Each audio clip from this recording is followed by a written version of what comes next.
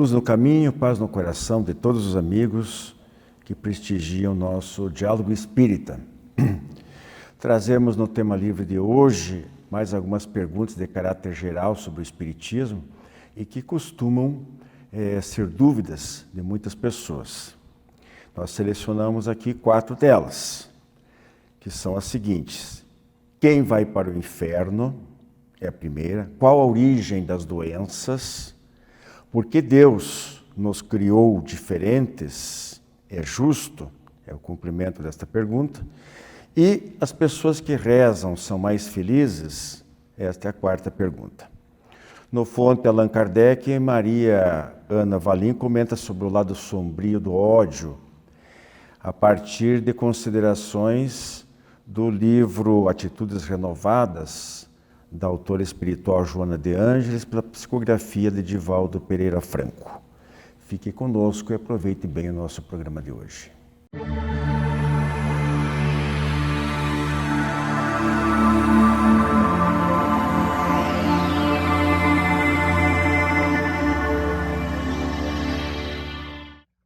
Prezados amigos, nosso tema livre de hoje, nós vamos dar continuidade, sequência a um programa anterior com este quadro, onde nós vimos algumas perguntas, bem, às vezes até soam como singelas, que as pessoas que têm pouco conhecimento da doutrina espírita fazem e nem sempre são respondidas satisfatoriamente. Então, são abordagens que a gente encontra no local de trabalho, às vezes até mesmo na rua, ou por algum parente que professa outro credo religioso, e que as pessoas querem saber e são necessários que a gente responda também essas perguntas de uma maneira direta, objetiva, concisa e que realmente atenda às necessidades da pessoa. Então, no dia de hoje, nós vamos responder 4 perguntas. Eu vou começar aqui pela Maria Ana, com a primeira delas. Quem vai para o inferno? Olha, para responder essa pergunta, nós temos que, primeiramente, definir o que é o inferno e saber se existe ou não existe, né? Porque o inferno é uma criação de alguns segmentos religiosos para poder ter um controle através do medo com os seus seguidores. E dentro da doutrina espírita, existe o inferno? O céu e o inferno está dentro de cada um de nós. Então, quem que vai para o inferno? Todos nós, se nós cultivarmos pensamentos negativos, dependendo das nossas ações, dos nossos comportamentos, nós não iremos para o inferno. Nós viveremos o tormento do arrependimento, da culpa e vamos estar aliados com companheiros que também tiveram esse comportamento. Porque o céu ou o inferno, ele não existe, não tem um local circunscrito. E dentro da doutrina espírita isso fica muito claro quando nós estudamos ali o livro da codificação, o céu e o inferno, onde os espíritos vão relatar para o Kardec que esse inferno não existe nessa questão circunscrita. Então, quem vai para o inferno? Só aquele que acredita que existe, porque não tem. Então, nós devemos, sim, cuidar do nosso comportamento, dos nossos fazeres e procurar sempre aprendermos o bem para que nós possamos, na nossa consciência, estarmos em paz. Estarmos tranquilos. Rose, aproveitando essa colocação inicial da Mariana, no movimento espírita, no meio espírita, estuda-se bastante as obras de André Luiz. André Luiz, mentor com as regiões umbralinas do Chico e Xavier, infernais. Exatamente. E é bom que a gente toque nesse assunto, Claro. né? Apesar dessa relatividade, tem gente que não leva muito a sério, acha que são livros romanceados, que não é bem assim.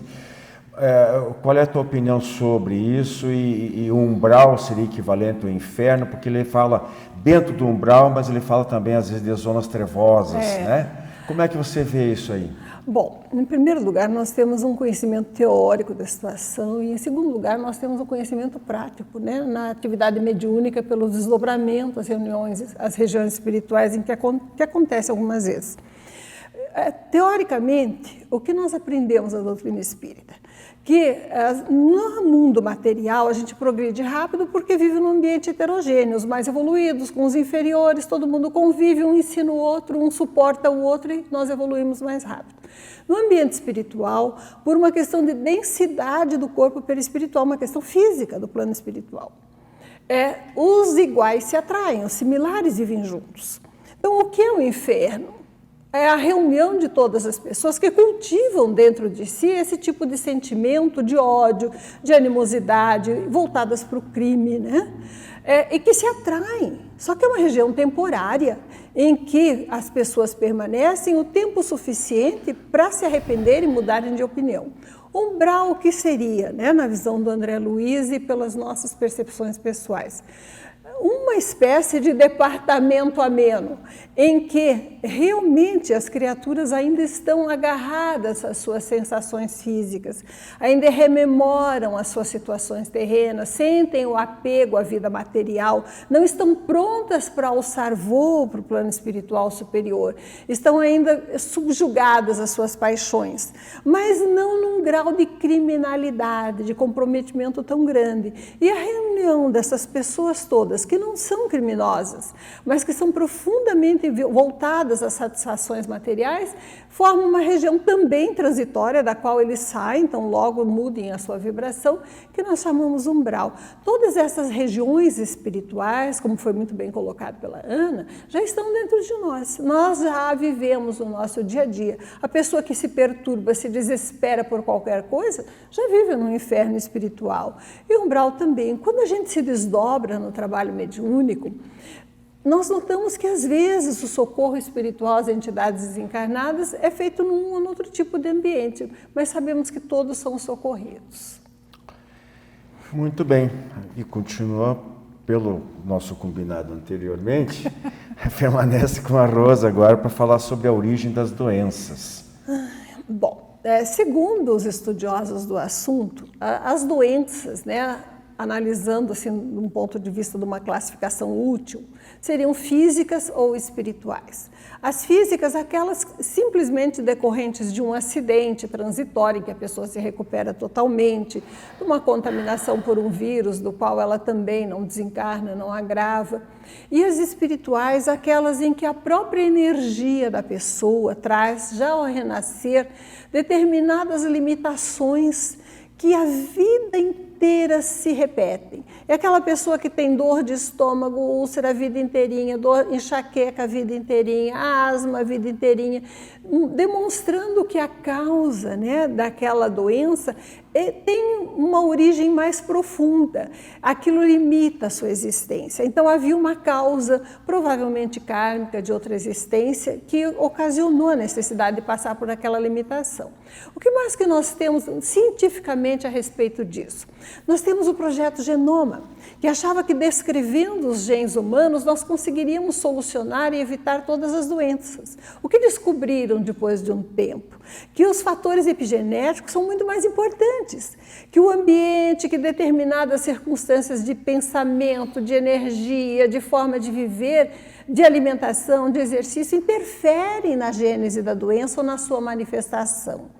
Isso demonstra, mais uma vez, que muitas vezes, né, o organismo até tem a possibilidade de desenvolver determinadas doenças, mas se o espírito cultiva o otimismo, a saúde, se fisicamente busca uma vida equilibrada, as doenças são minimizadas ou evitadas. Então, a causa das doenças, do ponto de vista espírita, das doenças permanentes que limitam, que ficam conosco muito tempo, estão nas nossas necessidades espirituais, não apenas na lei de causa e efeito, naquilo que nós fizemos, nós estamos pagando, é muito melhor do que isso. Através do problema orgânico, nós somos convidados a buscar o reequilíbrio, a superação, a busca de soluções que nos levam a valorizar e a respeitar o nosso organismo e a buscar equilibrar a nossa mente, o nosso sentimento, o nosso espírito. Quer acrescentar alguma coisa? é a questão da doença, né? É o nosso pensamento, é o nosso fazer também. Às vezes nós adquirimos nessa mesma coisa doenças que nós poderíamos ter evitado, né? Então, o nosso comportamento, ele diz muito nessa e para a próxima. É sempre a doença, ela é sempre um sinal de alerta, né? De que alguma coisa não vai bem, não está certo. Embora muitas vezes possa ser interpretado nesse sentido que a Rose colocou, de ser uma necessidade até evolutiva, mas ela demonstra que o espírito está no mínimo, na melhor das hipóteses, está acomodado. Né? Está equivocado, né? Ele não quer progredir, está parado, então surge aqueles chamamentos, aquelas coisas para despertar esse indivíduo que está sonolento ali, não fazendo nada da vida. Mas o mais comum, na verdade, são sim situações relacionadas com distúrbios provocados pelo próprio espírito, cuja origem principal é o pensamento em desalinho. Não tem como negar esse fato, seja alguma coisa que ele realiza ou deixa de realizar nessa reencarnação, como de reencarnações anteriores. Agora, é muito legal, muito bacana se a gente conseguir ter essa visão otimista de olhar só para frente e achar, bom, a minha doença não é kármica. A gente se pergunta até que ponto isso é válido, porque daí talvez ela não se conscientize de que realmente ela precisa mudar. Mas então tudo bem, se é para evoluir, eu vou evoluir na próxima. E continua fazendo as coisas erradas. Né? Eu pago Mas vamos para o intervalo e voltamos em seguida com as duas últimas perguntas.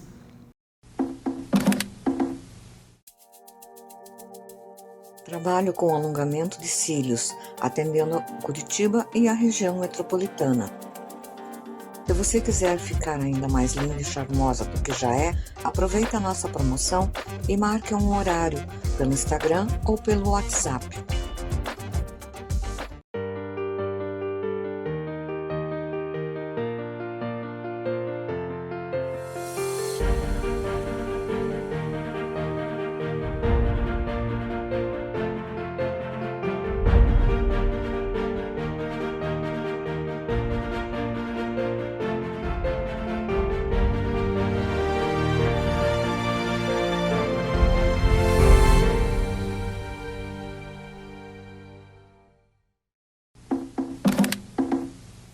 Estamos de volta com o nosso tema livre de hoje, com algumas perguntas simples que costumam nos fazer. A gente vai tentar aqui, dentro dos nossos limitados conhecimentos, buscar as melhores respostas, os melhores esclarecimentos, baseados evidentemente em tudo aquilo que a gente aprendeu, principalmente nas obras de Allan Kardec. Eu vou passar aqui para a Mariana para perguntar o seguinte: por que Deus nos criou tão diferentes? E essas diferenças todas, é justo? Então, quando nós pensamos nessa pergunta aí, por que Deus nos criou diferentes? Se nós formos lá no Livro dos Espíritos, na codificação de Allan Kardec, ele vai afirmar que Deus criou os espíritos todos simples e ignorantes, dotados de inteligência, também com o livre-arbítrio. Então, as nossas diferenças estão pautadas nas nossas escolhas e na nossa inteligência. Quando Deus nos criou, Ele criou todo mundo igual, partindo do mesmo princípio. Através da nossa inteligência, da nossa escolha, do nosso livre-arbítrio, nós fomos trilhando e adquirindo virtudes. Mas Mariana, deixa eu só te interromper para dizer o seguinte: é que as pessoas acham que a gente nasceu agora, há 30, 40, 50 anos, daí está cheio de rico e pobre, pessoa saudável, pessoa doente, pessoa intelectualmente avantajada e outras não, pessoas que com mais princípios morais e outros não. Então, onde é que está o segredo? Onde é que está essa resposta? Essa justiça de Deus, né? Aonde está? Através da reencarnação. Então. É a reencarnação que vai nos possibilitar, quando voltamos aqui, essa posição. Uma hora nós somos ricos, outra hora nós podemos nascer num berço totalmente desprovido de bens materiais. as nossas escolhas lá atrás. Então, nós olhamos só hoje, mas se nós pegarmos a linha do tempo, através da nossa história, nós vamos ver que nós começamos lá. Teve gente que escolheu dormir, escolheu brincar, ir para festar, e teve outros não, que preferiram o estudo, começaram a desenvolver o bem, começaram a perceber que as outras pessoas sorriam mais felizes na medida que eles tinham um comportamento de compaixão. E com isso, então, eles foram em busca desse crescimento, enquanto os outros não. Então, como nós temos a justiça divina, que é através da reencarnação, que são oportunidades de repararmos e de refazermos a nossa caminhada de uma maneira mais suave ou mais penosa, vai depender das nossas escolhas, porque a vida é escolha. Então, Deus é justo, Ele nos criou iguais.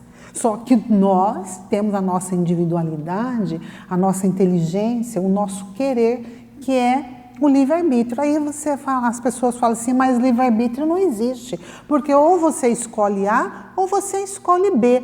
Hoje nós vamos ter então aí duas escolhas, mas nós lá atrás tivemos N escolhas. E a reencarnação é uma escolha que temos para melhorarmos. Então, as desigualdades sociais, as diferenças estão pautadas nas nossas escolhas lá atrás e que ao reencarnarmos nós temos a oportunidade de reparar, de ressarcir, de refazermos.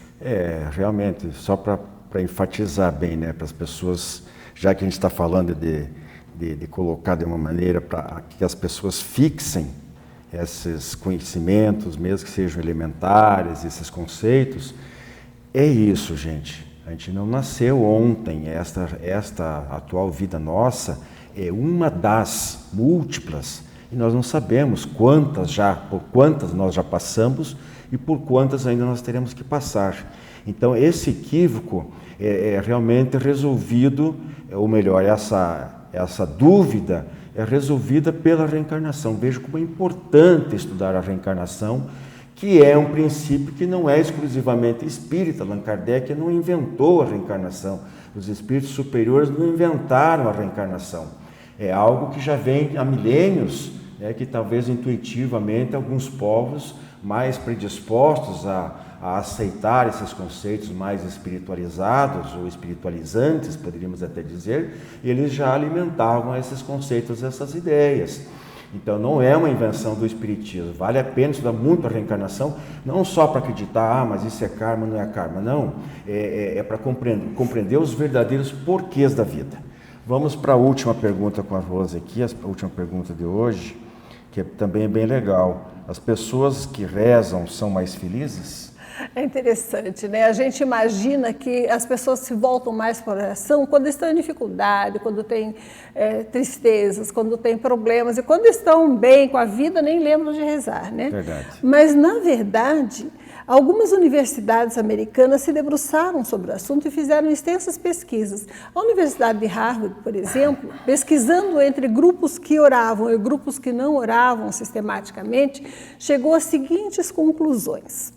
O hábito de orar aumenta a neuroplasticidade, ou trabalha na neuroplasticidade neural, aumenta as sinapses do cérebro e melhora as conexões entre os neurônios, mensurável nos exames de imagem do cérebro. O hábito de orar reduziu o cortisol dos níveis, o nível de cortisol dos grupos examinados em comparação com os que não oravam.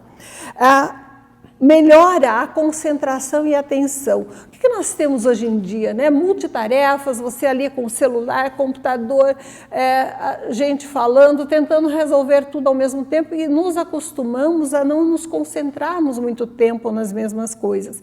E o hábito de orar melhora a concentração e a atenção. E principalmente o que se observou nesse estudo da Universidade de Harvard é que o nível de serotonina e dopamina secretado pelo nosso organismo aumentou consideravelmente. E esses são os hormônios ligados à nossa percepção, à nossa sensação de felicidade, agindo como um antidepressivo natural que melhorava todo o sistema orgânico. A pessoa considerada a mais feliz do mundo é um monge tibetano, né, pelas medições que fizeram, pelos exames do cérebro que fizeram entre várias pessoas objetos desse estudo. Ele se chama Matthieu Ricard. E ele foi considerado o mais feliz do mundo porque quando ele meditava, quando ele orava, seu cérebro produzia todas as energias que dão essa sensação interior de felicidade. E ele, inclusive, nos aconselha um passo a passo para nós, através da oração, aprendermos a cultivar esse sentimento de felicidade. Ele nos ensina a orarmos pouco, frequentemente, para que nós adquiramos como que com um exercício o hábito de orar. E aos poucos aprendamos a entregar, né, a Deus, a essa inteligência superior os nossos problemas e a nos conectarmos conosco mesmo e com as forças superiores. E ele foi considerado a pessoa mais feliz do mundo. Maravilha. Tem alguma coisa para comentar? Não, tá certo. Então, vai passar o tempo, né? Na verdade, esse conceito, né, de felicidade, de infelicidade, ele depende muito da nossa percepção de mundo. Muitas vezes a gente considera que determinados problemas, determinados desafios, eles são conduzentes à infelicidade. Mas quando nós aprendemos a entregar a Deus esses nossos problemas, né, naquilo que está acima das nossas forças, nós não temos como resolver, nós recebemos imediatamente aquela sensação de plenitude, aquela energia superior que nos dá a condição de enfrentarmos e resolvermos por nós mesmos as questões do mundo que nos rodeia. Então, o hábito de orar, de meditar, principalmente nesse mundo tão agitado que nos convida a múltiplas tarefas, ele nos centra, ele nos dá energia e nos permite vivermos desde agora, não no inferno interior, né, mas no paraíso interior, dos problemas superados, dos problemas enfrentados, aceitos, da força interior que nos leva a buscar uma conquista que nos dá força para vencermos a vida. A prece, aí tem, então, quem não, depende do tipo da prece também. Claro. Nós estamos pressupondo aqui que essa prece seja aquela prece de entrega, sentimento, coração, não é ficar papagueando, repetindo 50 vezes as mesmas palavras. Claro. Isso não é oração, né? Para começar esse assunto. Segundo, que tem toda uma dinâmica invisível aos nossos sentidos, né? Que está envolvidos no desenrolar da prece, digamos assim, na eficácia da prece, a partir da ligação com o nosso mentor espiritual. Porque se ele está ali tentando nos ajudar, a gente precisa lembrar que ele existe. E Deus também. Deus se fará presente em nossa vida se nós lembrarmos que ele existe. E ele vai continuar nos apoiando, mas facilita muito se nós tivermos a humildade de chegarmos até ele e pedir: meu Deus, me ajude, né? É por aí. Segue o nosso último quadro do programa a seguir. Jornal Comunicação Espírita. Na matéria de capa desta edição, Nosso Lar 2 chega aos cinemas em 31 de agosto. No editorial, o presente, as mudanças e as paixões. Em Trocando em Miúdos, a sabedoria através dos tempos. Em livros que eu recomendo de Paulo Neto, a aura e os chakras no Espiritismo. Jornal Comunicação Espírita. Assine e recomende.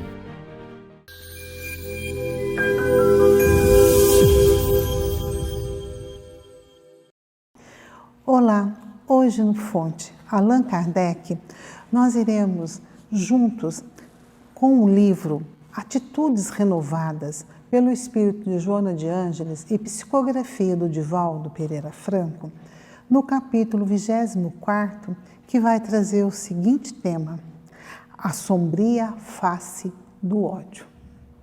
Forte, né, pessoal? Então, começa assim. O ódio, esse famigerado adversário do ser humano, é o perverso genitor da vingança que tantos males proporciona à sociedade. Iniciando-se na raiva, condensa-se em emoções perturbadoras que se converte em tormentos destruidores. E mais adiante ela vai trazendo o seguinte: quando o ódio se instala nos sentimentos, de imediato se apresenta o desejo de vingança, que de forma alguma proporciona a reparação do mal que lhe deu a origem. Então ela vem falando o efeito maléfico desse sentimento que muitas vezes nós somos tomados quando somos contrariados ou quando alguém nos faz alguma coisa. Nós explodimos de ódio, de raiva e queremos vingança. Depois, quando mais calmos, nós devemos refletir e não deixar que esse sentimento tome conta do nosso coração, que ele não crie ninhos e que nós não façamos embates mentais desejando aquele que nos prejudicou ou que nos fez alguma coisa possa sentir essa raiva, esse sentimento. Então nós devemos tomar muito cuidado com as nossas reações diante da vida, porque o ódio nada mais é que o amor adoecido, o amor que ficou ali sentindo desvalorizado, sentindo perseguido. E quantas vezes nós nos deixamos levar por uma onda de raiva, quando nós nos aliamos a companheiros também que se alimentam dessa raiva, quando nós nos deixamos levar pela mídia, pela fofoca, pela maledicência e assim perseguimos o outro. O ódio, ele é danoso, ele é destruidor, tanto para aquele que sente, para aquele que convive conosco no dia a dia. Mas veja bem, quando ela fala que, no livro, que o ser humano encontra-se programado para o amor e para a plenitude, que as dificuldades enfrentadas devem constituir-lhe estímulo para o avanço com natural administração das ocorrências infelizes, que lhe deve transformar em experiências de sabedoria. Então, nós devemos pensar, quando uma coisa nos pega, o sentimento fala mais alto, a raiva, a explosão, mas nós devemos refletir, porque ela vai falar assim que o ser humano será resgatado pelo amor. Em face disso, o ódio cederá lugar ao perdão e à compaixão, ampliando os horizontes de fraternidade entre todos os seres. E no livro do mesmo espírito de Joana de Ângeles, no livro Conflitos Existenciais, também pelo médium Divaldo Pereira Franco, ela vai dizer o seguinte: o amor é a essência divina. A viagem do amor é sempre de dentro para fora. Por essa razão, o amor resulta de um estado de amadurecimento psicológico do ser humano. Então, quando nós aprendermos a refletir as nossas condutas, as nossas emoções, nós não deixaremos que esse sentimento tão danoso crie ninho em nossos corações. Que o amor nos resgate e que desta forma a fraternidade, o perdão permaneça. Fica o nosso abraço a todos.